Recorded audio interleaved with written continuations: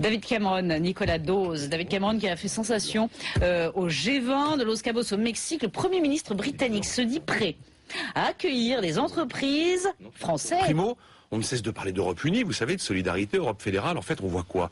On est plus que jamais dans l'Europe des États-nations, une Europe du chacun pour soi, où chacun tacle son voisin à la première occasion. Et deuxièmement, la fiscalité est une arme hautement stratégique de compétitivité. Celui qui sait attirer les capitaux et les investisseurs chez lui s'assure des lendemains meilleurs.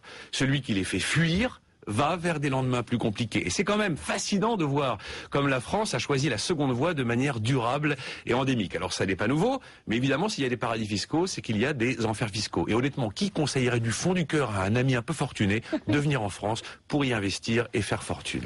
Bon, plus largement, l'Europe s'est fait un peu secouer quand même là, par ses partenaires du G20. Alors, c'est un peu logique. L'Europe, c'est la première zone économique du monde. Si l'Europe chute, tout le monde tombe. Alors la charge est principalement venue d'Obama et du Brésil. En clair et en résumé, il nous demande d'apporter enfin une réponse claire, une réponse ferme, une réponse durable, définitive à la crise de la zone euro. Et l'Amérique en tête voudrait quoi? Elle voudrait que la BCE inonde la zone euro d'argent pour avoir une fois pour toutes la paix avec l'euro. Mais si cette solution devait voir le jour un jour, ce serait probablement sans l'Allemagne.